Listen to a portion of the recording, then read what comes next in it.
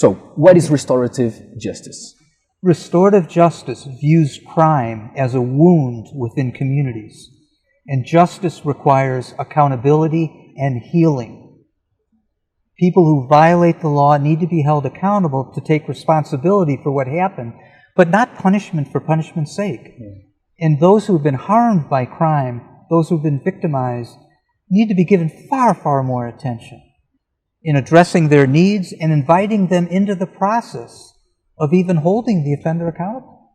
What are the biggest benefits of this? You said it's not a technique, it's not a procedure, it's a way of life. So before my second question here, what do you mean with that? What is a way of life? At a time in the history of this world where many of our countries, certainly mine, I suspect part of Brazil too, there is so much violence, so much crime, so much division between the left and the right, political, all kinds of divisions. Restorative justice provides the greatest hope for the future in building peace, stitch by stitch even, of bringing people together to listen to each other, to not just debate each other and try to force opinions on others, but to listen, to see the truth in your adversary. The more we can tame our egos and listen, to realize even in the person that we disagree with the most up here, there's probably some truth. Restorative justice is a way of reclaiming the humanity of us, to focus upon humanizing the way we treat each other. We don't have to agree on everything, that's unrealistic. But we can be agreeable. We can help each other. Nice, very nice. What are the biggest benefits of restorative justice? Oh, there's many. In a more technical legal sense, the research I've conducted over the years and others have found that restorative justice reduces recidivism, criminal repeating. Our research has found that victims of crime are far more satisfied going through restorative justice than compared to victims who go through the normal court process. They feel it was a fair process. Offenders, those who have committed crimes, done harm, felt satisfied with the process. Victims of crime are far more likely to actually get restitution, get compensation, if they go through restorative justice than if they just go through courts and the court orders restitution, but oftentimes it's not actually given. So there's many, many practical benefits, but at a deeper level, I think the biggest benefit is in reclaiming the soul of our cultures. The goodness of our people. I really mean that. And that's a hard one to research. You can't use classical research for that. Okay.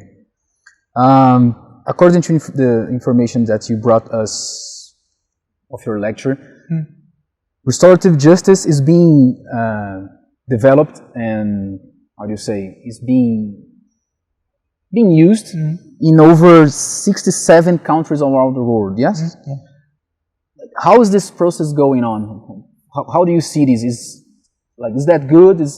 Well, it's going quite well. It depends on different countries. Within North America, Canada, and the United States, there's a lot of restorative justice happening in school systems, faith communities, all over the place in many settings. In many other countries, restorative justice is very focused just on criminal justice. The work I've done in the Islamic Republic of Turkey, which was sponsored by the United Nations Development Program there, that focused entirely on victim-offender mediation in their criminal justice system. Work that I've done in Taiwan, the People's Republic of not the People's Republic, the Republic of Taiwan, which is technically part of China. They now have victim-offender programs of restorative justice in every prosecutorial office in Taiwan. It's part of the mainstream. It's totally integrated into their system. How do you see this spreading process of restorative justice around the world? With positive eyes, like...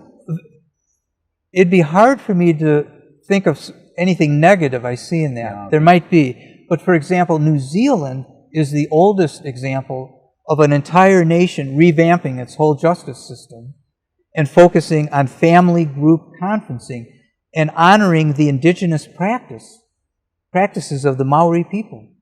And I have to point this out, as I have in my lectures, the deeper values of restorative justice we are learning and being taught from the indigenous people who have experienced such tremendous harm by Europeans, in my country, in yours, and other places. And that's quite an irony. The people who have been victims of genocide and ethnic cleansing by Europeans are now teaching us there's a better way. Could you list 3 countries where this experience is being very well received? Oh my gosh, yes. In Germany, They at different points in their history, including recent years, have referred up to 20,000 cases a year to restorative justice intervention. Is this a record? That's the highest I know of. Austria was the first nation that I know of on the planet that put it in their national policy. I've been checking with my colleagues there recently to get updated. Austria currently is having, I think, 8,000 or 9,000 cases referred to restorative justice. There's Taiwan. I was recently back from Japan. Japan, it's not as integrated into their formal system as much, but they're doing restorative justice in different locations. Do you think that in those countries where the restorative justice is being well received, is there a reason for such success? Like something cultural or... There's all kinds of different reasons. If you go to countries that have deep involvement of indigenous populations, it's accepted much more easily. Really? Because this has just been, well, they never called it restorative justice, but it's been their way of life. They relate to it just very naturally. It's us European types that have had a more difficult time historically relating to what we call restorative justice. All right, okay. You said you don't have a lot of data from Brazil, yes? Just little bits. I've seen what Catarina has done in her court here in the federal district. Nice. And she's had a good impact. She's dealt with a couple thousand cases. Yes. In different settings. And what she reports back is it's been quite well.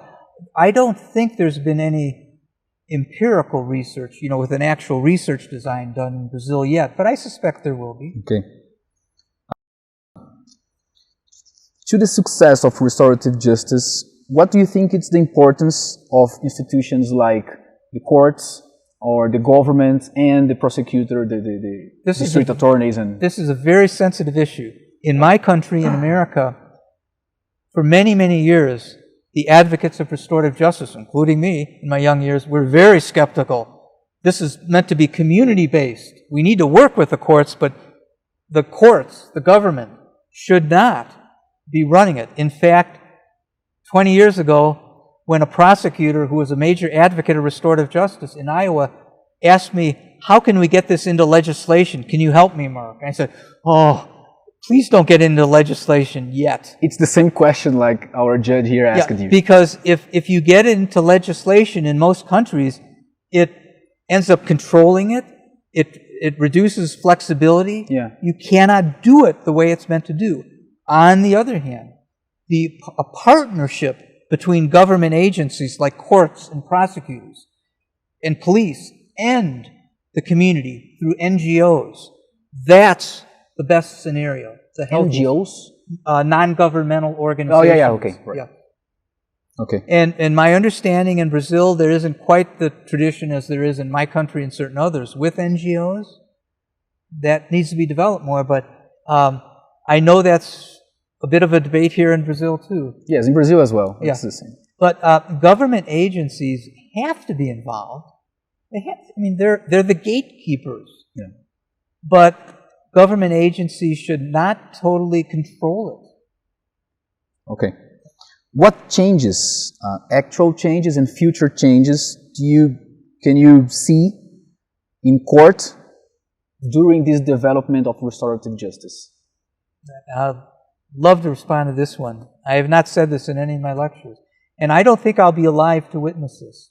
Well, we've seen some examples, New Zealand's example, there's a few other jurisdictions. I believe citizens in a free democratic society, Brazil, America, any free democratic society, should have the legal right to first go to a community-based restorative intervention before going to the criminal justice system. And if they don't get adequate responses to their needs as victims and working with the offender, they have a legal right then to go to the formal court system. That would change things in a big way. It would save lots of taxpayers' money. You would have far more satisfied citizens in your country. I would hypothesize far more people would respond to that than going to the courts. But, you have to have trained programs available. I hope there will be a day where where restorative justice is not the alternative.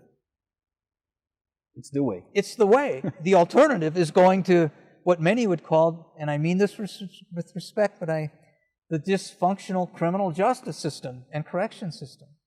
People in systems are trying to do good. I don't want to put down anybody.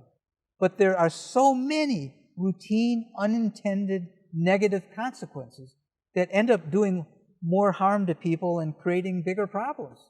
Or harming twice. Yes, you're harming twice. Someone who shares that with me is the prosecutor in the United States who set up the first prosecutor-based program. It was one of the largest programs with 1,000 referrals. He has now moved away from Iowa. He's now working in the state of Maine as a major advocate of restorative justice.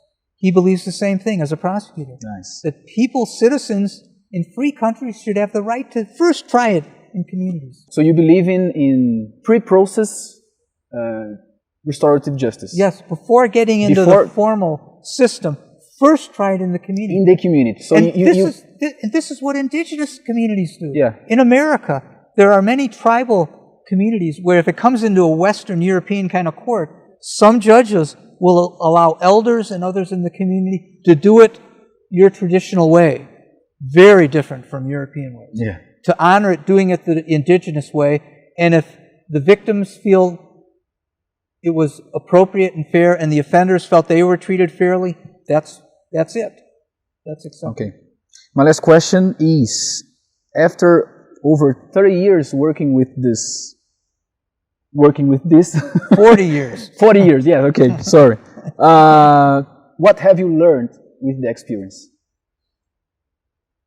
I have learned that I am not the expert, that I have all the knowledge. I've learned to humble my ego, as hard as that is for all of us.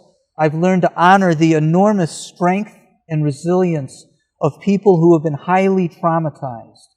And most importantly, I've learned, and I continue to learn, from my friends in tribal communities who teach me. They don't teach me through PowerPoints or lectures. They teach me through their presence and through inviting me into some of their ceremonies. And by that, I do not mean I'm not an expert on indigenous cultures. I want to make that very, very clear. But I am on a steep learning curve, listening more and more and learning more and more from indigenous cultures. The way they have done things for years, for centuries. All of which is to say, people like me with high education, lawyers and other people, we have more to learn from the people we have harmed historically, from cultures we have destroyed. We have more to learn from them than they have to learn from all of this wisdom that we in the West have. I believe the same. Dr. Mark, thank you so much for your interview. Okay? Obrigado.